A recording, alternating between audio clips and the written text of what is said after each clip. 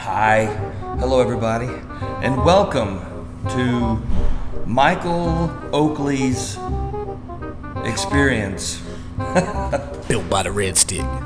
Built by the Red Stick, yeah. You know, I once waited on iced tea, and iced tea spoke to me like this. Yeah, man, yeah. That was pretty much it. I mean, I said, hey man, what you want to order? Yeah, man, I want chicken fried steak and a vanilla shake. Yeah. I was like, wow, dude, you rhymed. I mean, I know you're a rapper and everything, but did you do that on purpose, or is that just natural? It just comes out that way. And his response was, yeah. He tipped me 15%. He tipped me 15%. And that's a true story. I worked at Edie's Diner in Marina Del Rey, and it was about 12:30 at night, and they're like, yo, dude, man, iced tea's in your station. And I was like, great. And because they're like, oh man, Los Angeles, they got sunglasses on. I was like, dude, it's 12:30 in the middle of the night. Yeah. But Built by the Red Stick podcast, man. Either succeed together or fail alone. It's your choice. What's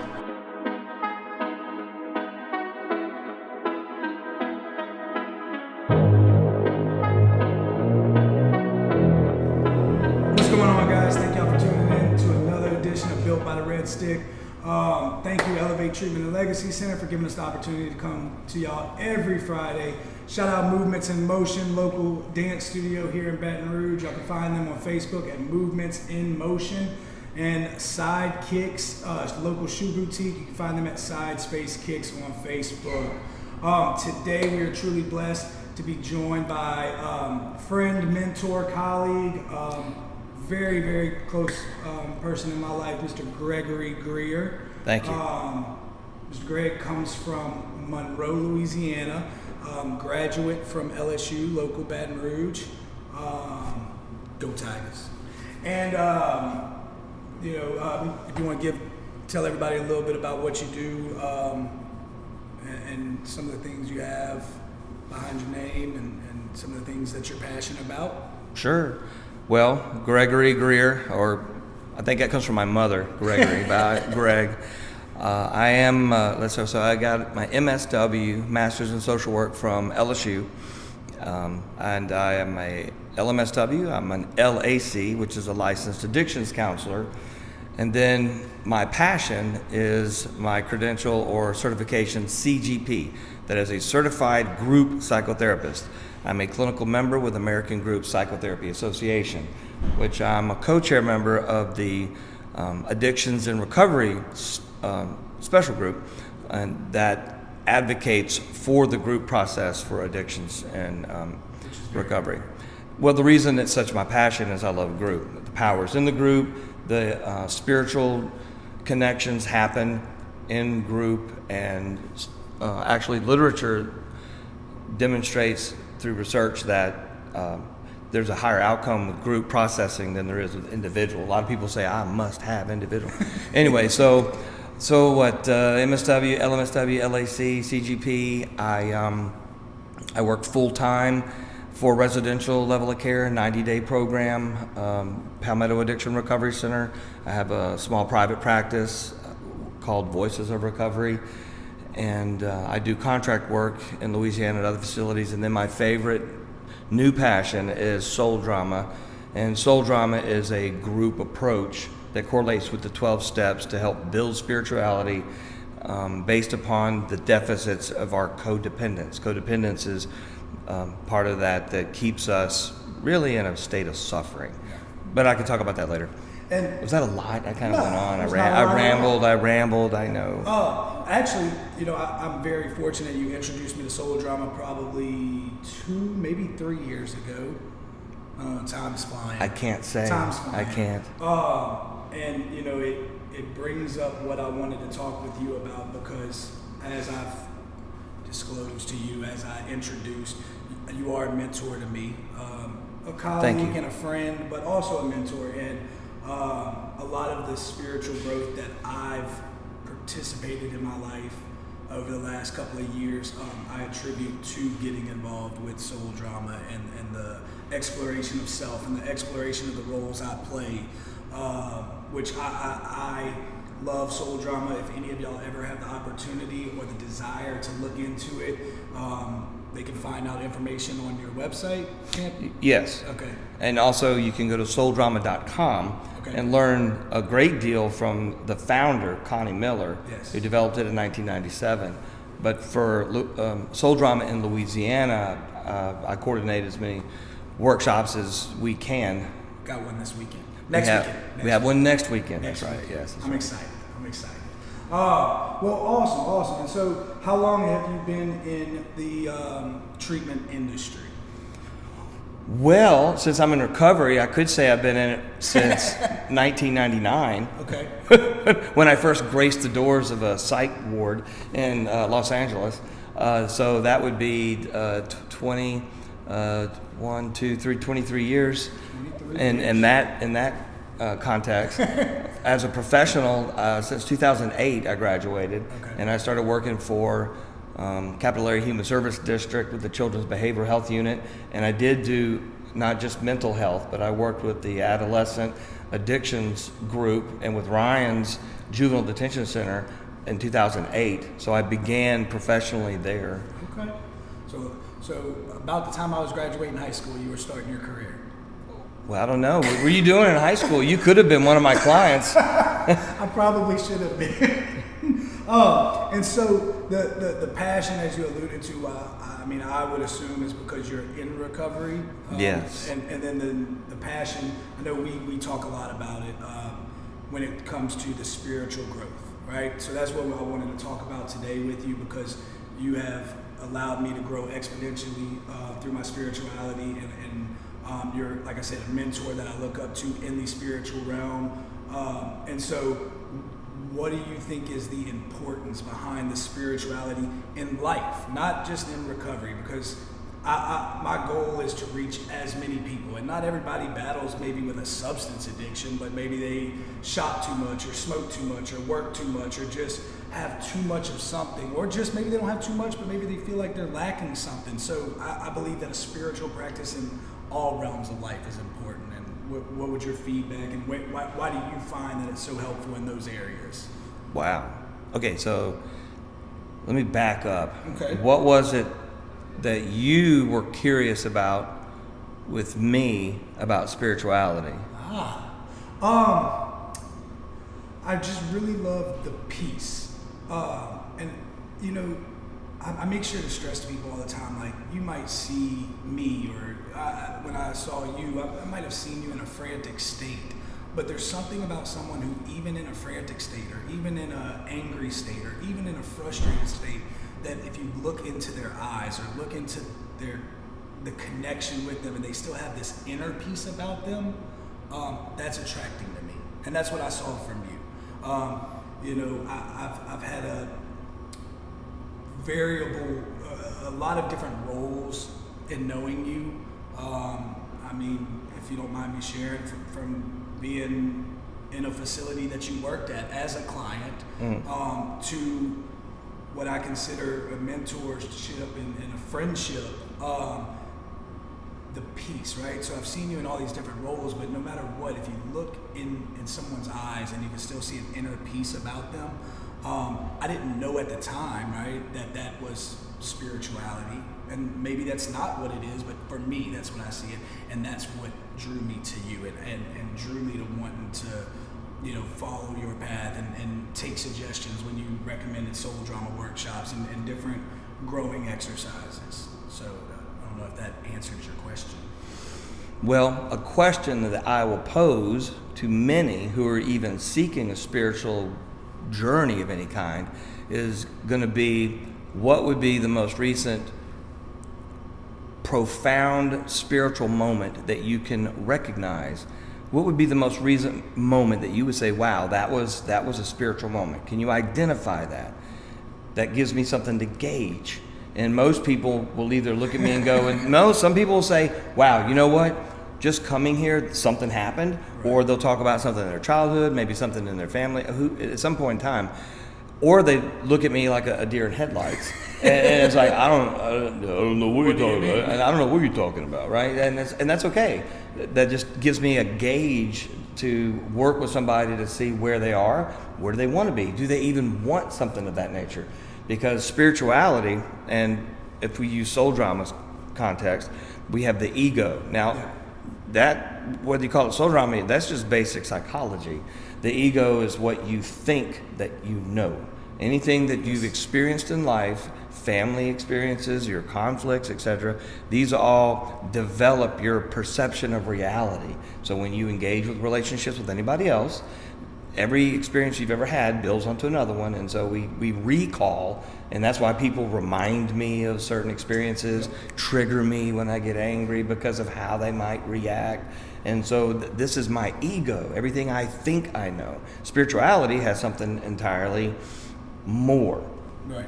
I'm not going to say entirely different, because they can connect and they can work together. So the soul, or spiritual self, a higher state of awareness, is going to be something that Buddhism preaches, and that's mindfulness. And that's to be fully aware of any and everything that's happening in the here and the now. And you know, last week I talked about with the new year coming, one of the things that I like to do is set goals and stuff. And one of my big things was about, while pursuing the goal, if you just pursue the goal with the intent of achieving the goal, when you get the goal, it might be, like I use the reference of a car, right? If you set forth that you want a new car, you work towards getting a new car. When you get a new car, you're only going to be excited for a couple of months while that car is new. But if you can, and I really focused on being present through the sacrifices, through the journey that you had to take to get that car. And, you know, I believe that the question you asked me when we first started, you know, kind of meeting together and working together was, what was the most profound moment over the last month? And I think I had the deer in the headlight look, to be honest. I don't recall my exact response. However, from our journeys and through our relationship and through our connection, I've become more aware of being in the present moment, which is one of the most powerful and one of my favorite things about life is, can I appreciate the journey no matter the end goal? If I achieve the goal, awesome. If I don't achieve the goal, awesome. The journey which led me to it and all the lessons is a beautiful thing to me. Cool.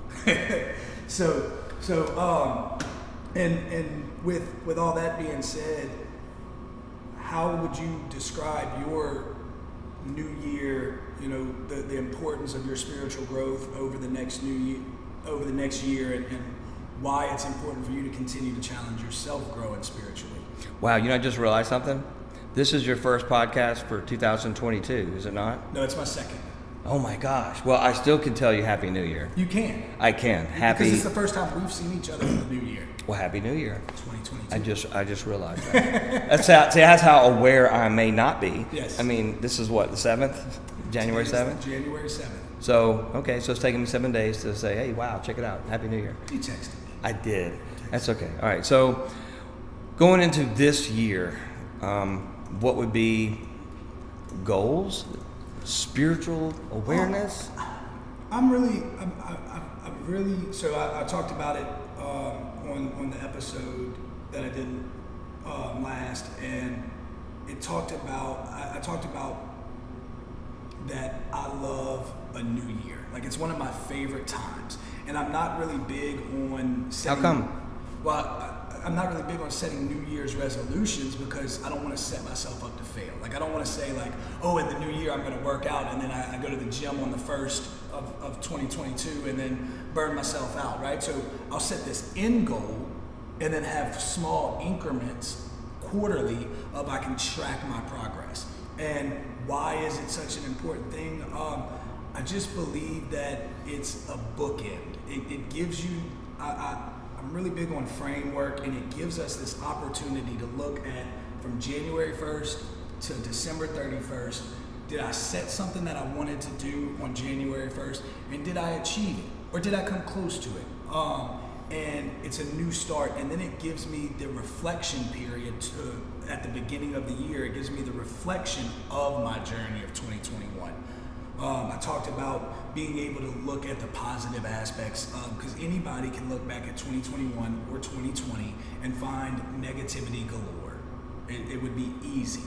We have pandemics and epidemics. To the drug community, drugs are becoming more prevalent and hitting people younger and younger. Yeah. To the community in general, Yeah. the COVID is widespread and doesn't seem to have any end.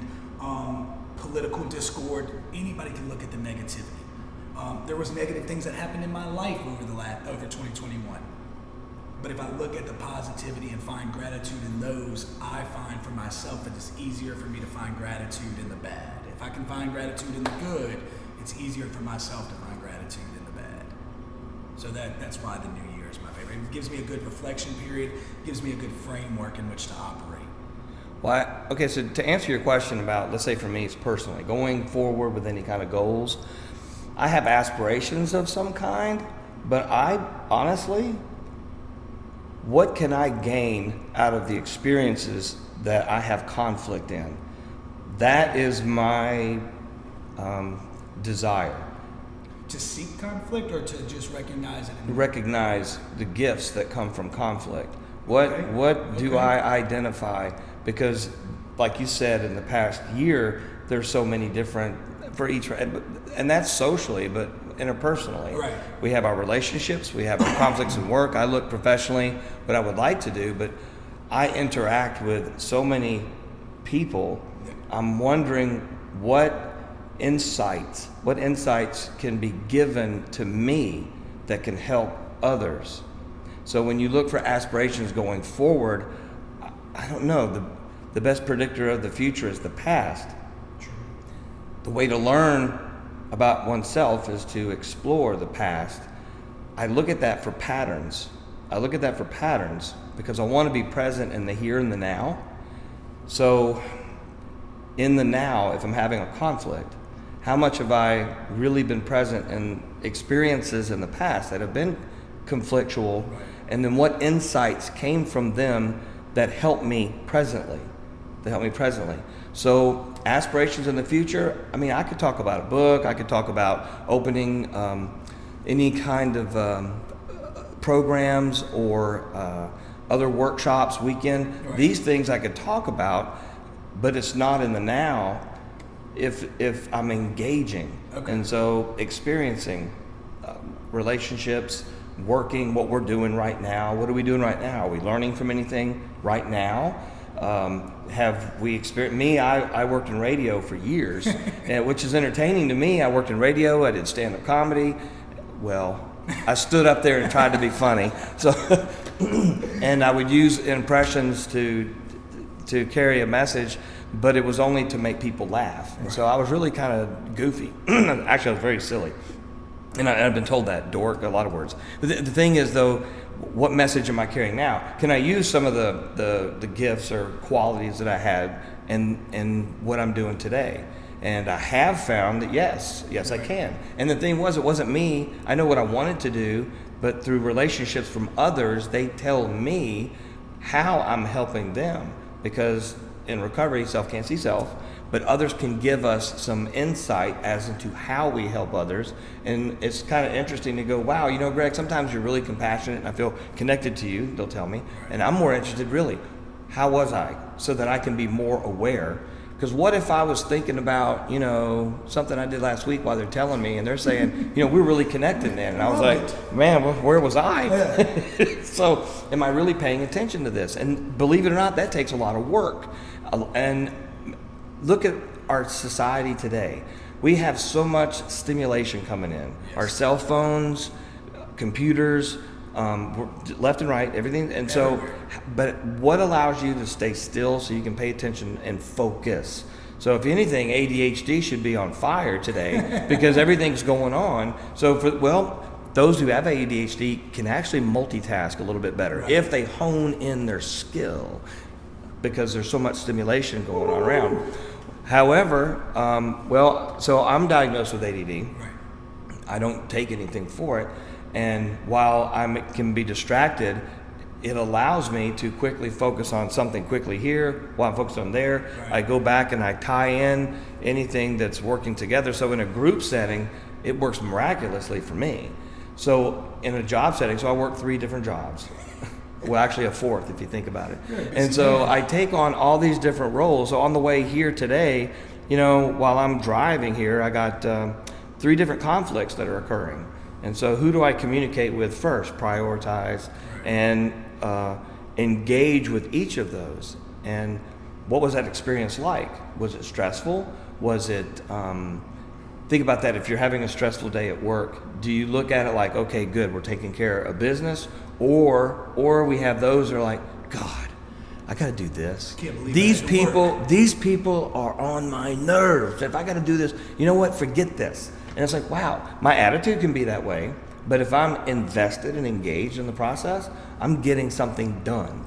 I'm getting something done. And to track back to, because I know you and I've spent a lot of and had lots of conversations, the relationship aspect and being aware of the connection and am I present during that connection is, if we're talking about goals and even further spiritual goals, is one of the things that I think in 2022 I want to work on. Because I mean, there's certain relationships that I'm present in and I'm eye contact and I'm engaging, and then there's certain relationships where, you know, I'm listening, but I'm in the back of my head, I'm kind of, what is it from the movie? You can hear but you can't listen, or you hear. What movie is it? I think it's from White Man Can't Jump, when they're riding in the car and they're talking about music, and it's like, no, you don't hear. Jimi Hendrix. Yeah, You can't hear that. Yeah, Right. yeah. I regard Wesley Snipes. Okay, and so, you know, there's certain you know, relationships, and so that's something that I want to work on, and talking about being present in the moment, or are we learning something right here? Well, that was a self-revelation just now, that like, that's another thing that I want to add to my list of goals for 2022, is to, in a lot more relationships, be present. Even if they're temporary relationships, even if it's somebody that I just meet for a moment or a season or whatever we call them, can I have the ability to be present in that relationship? I have the ability to engage in those relationships and gain insight from them, because a lot of times you can get some powerful messages from unlikely sources. That's right. And so, I just wanted to touch on that because it is important, and it made it come up to my mind as I was listening and engaging to your. You were listening. I was hearing and listening. Oh, here. Okay. Either one. So, and so I that's something that was just came to me just now. Is, you know, can I be aware during those relationships, and can I gain something from everything? I think it's important to do. Well, the next question is, how open-minded are you? Can I gain anything from it is going to be determined by how open-minded I am. Because what if I'm not receptive? Right. Because whatever, okay, so you're in an argument. I learned this from working, I was at a treatment center, and somebody brought to my attention the Dark Knight, the 7 Deadly Needs. Yep. I totally loved it. And something the ego can present are all the things that we fight. And so the need to be right was always number one. The need to be right. So I'm in a conflict and I'm trying to determine if I'm receptive to this. Well, if I'm going to argue over a statistic or I don't know, whatever, but my point is like, whoa. What is it if I have to be right, then I'm not going to be able to hear, because what if I'm wrong? Right. What does that mean if I'm wrong? Is it a shot to my fragile ego? My fragile ego, but that's my insecurity too. Right. My insecurity of I'm not good enough. And one thing I talked about in it was literally the very first episode we did, and then I mentioned it to my group yesterday, and I might have even mentioned it in the last episode, was the importance that I think it is to be open-minded enough to educate myself on both sides of any argument. Because if I have the ability to argue either side, no matter what my belief is, then I have the ability to listen to either side no matter what my belief is. And so that's been a thing that I've really worked on over in 2021 towards the end of the year, was being able to educate myself. And the example I always give is because it's just so present right now, is the vaccine. I can make arguments for people to get the vaccine, and I can make arguments for the people to not get it. And I have my opinion, and that is my opinion, and it doesn't really matter what my opinion is, but I have the ability to be open-minded enough. And I think a lot of turmoil comes from the fact that some people, based off of not having, maybe, if we look at a spiritual path, are driven by ego, and their way is the only way, and it's the right way, and they're not going to educate themselves on any other way, which leads them to be closed-minded to any conversation with someone of the opposite view. And so that's been a little thing that I've picked up on over the last couple of months, being able to educate myself on both sides of the field. That's very, I was going to use the word ambitious, but I don't like the word ambitious. I think that's, what word would you use? Antagonist. Antagonist? Just to be able to argue either side. No, I'm just messing. Open-mindedness. I like open-minded, but if I'm going to engage in a conversation, I don't know. There's an intellectual property that I like here, and it's not phasing me well enough. But I'm thinking it's a good positive trait to have. Right. Then my question to you next would be, where do I stand? Do I have a position? Do I have a position that I stand on? Versus just being so open to hearing both sides. And I believe that in certain situations, I do have a position, but I also believe that being malleable is an important thing in life, right? Do I have the ability to not necessarily allow other people to change the way I view things, but if I have a stance and someone makes a valid argument or a valid point that resonates with my soul, my spirit, my internal, I'm gonna use the word God consciousness, do I have the ability to be malleable and adapt and change that stance? I feel as though so many stand strong and stand defiant even to a point of view that even sometimes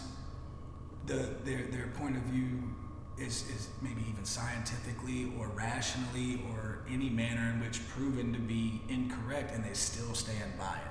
For example, and I'm a member of a program inside the book that the program teaches out of. They talk about that stance of where after a certain amount of people failed at flying, most of the brightest men had given up that it wasn't going to be possible, that flying was reserved for the birds. And then the Wright brothers came along and made flight. And so by having the ability to be malleable and not just because it's your fact and it's what you stand on and it's what you've always known and I'm going to stand by it because it's what I've always known, have the ability. Now there's certain issues that to a core resonate deep with me that I don't know, even if because of maybe it's a fundamental idea of right and wrong to me that I wouldn't be budged on, but I don't cast judgment on people that view the opposite view of it. I have the ability, like I said, I have the ability to have my opinion and still love you as a human being, even though we have opposites of opinions. So what would be the resistance? In which manner? Any manner. I mentioned the fact of the need to be right. Right. And if I were to use the Dark Knight of Recovery's, Okay. 7 deadly needs, I could list them. But I think it would go to a moral compass. Mm-hmm. And not to state that because you disagree on that opinion that your moral compass is wrong, but my moral compass based off of my life experience and my spiritual growth is there's certain fundamentals that I don't believe.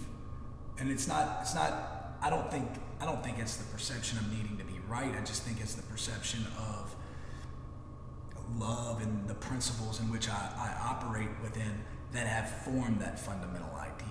Mm-hmm. And when we started this, I said everything was on the table and I wouldn't be a opposed to talking about anything. So I'm not, in a simple manner, abortion, right? So I can understand different arguments for anything, but in my fundamental core belief, I'm going to stand on I don't agree with it, right? Now, that doesn't mean that I don't love someone who has an abortion. That doesn't mean that somebody who has it for whatever their circumstance is wrong. It's just placed in the opportunity. I wouldn't hate somebody for doing it, but I wouldn't say it gets my vote of approval. Okay. If that makes sense. So you asked in the beginning of this about a question exploring spirituality. Correct. So these conversations of conflict that you have discussed, which you brought up one, right, and then possibly other with a moral, we can get lost. We can get lost in the debate right. of what's right or wrong. And I like to bring up the story that I brought up. Well, it's not mine. Dr. Wayne Dyer had a book called Your Sacred Self, and he has a small preface story. It's not his. It comes from another gentleman, and it's about the twins in the womb. Okay. The twins in the womb, and I'll be short, and you may have heard it before, but one twin is the ego, and the other twin is spirit.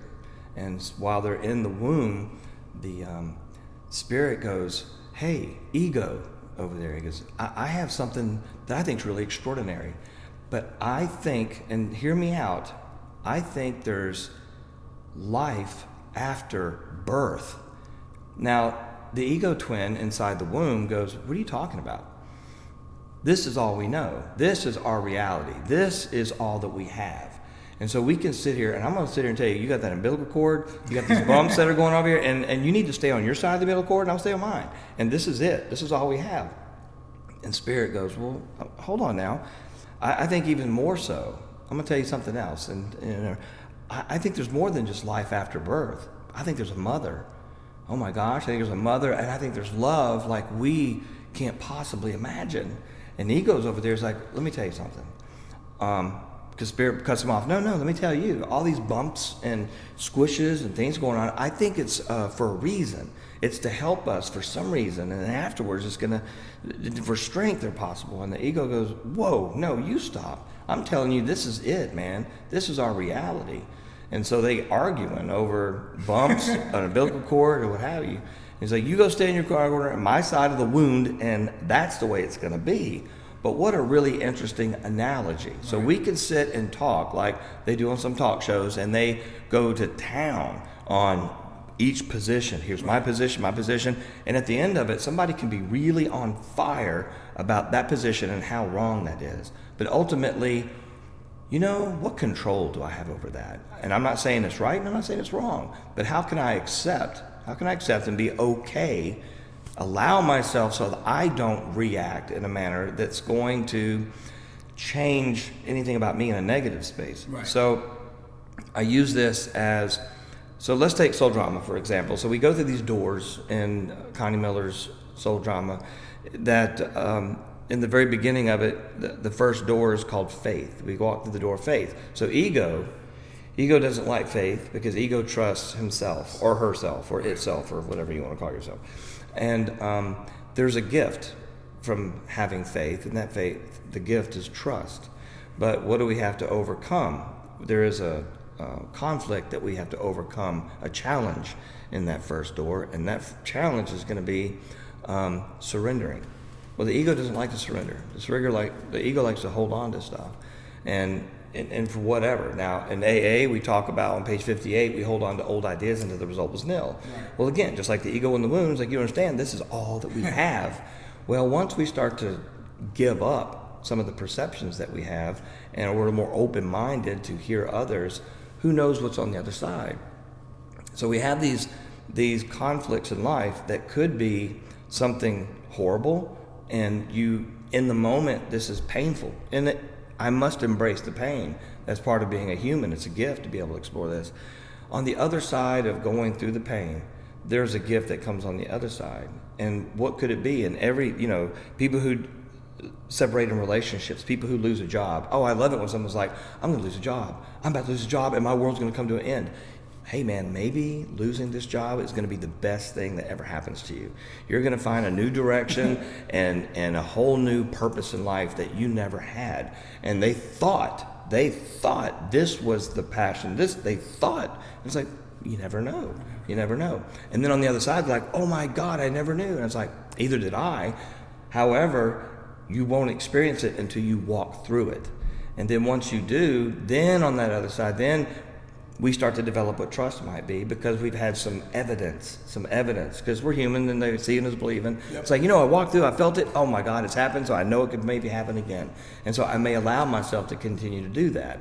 And that's in the very beginning of exploring, I say, awareness. But that's in the first. Okay. Well, I think that is, I agree. And I think that's important to, you say it all the time, and I've kind of adopted it as a saying, and I know you didn't come up with it, but change the way you look at things, and the things you look at will change. It's been something that I've tried to operate presently off of and in the past, and so hey, maybe I'll continue to remain malleable. I like that word. You are valuable. Malleable. Oh, malleable. Malleable. Man, I've been hearing this entirely differently since the beginning. Oh, no, malleable. Malleable. The ability to change. Man, that's amazing. Be molded. I have learned something new today. That's not a term that I've used in my vocabulary. I like it. I love it. Well, look, I appreciate you joining us. Tell the people how, if they want to get in touch with you, the best way to contact you, your website. Oh yeah, website, voicesofrecovery.org, voicesofrecovery.org. I have an email address, Gregory Greer at voicesofrecovery.org. And then phone number, 318-366-2553. And I know you have a pretty busy private practice, but are you accepting new patients, not accepting new patients? Yes. So if any of y'all are in the Monroe area, give Mr. Greg a call. He's wonderful at what he does. I appreciate all of y'all tuning in. If it's your first time watching, please subscribe. Leave a comment. Let us know what you want us to talk about. And make sure to smash the like button. Shout out to our sponsors. First Priority Medical, local primary care's doctor's office here in Baton Rouge.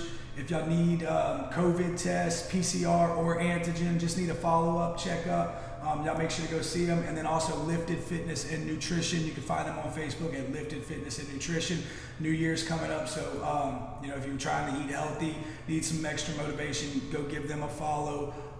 We appreciate everybody joining us, and we love y'all. Y'all have a good one.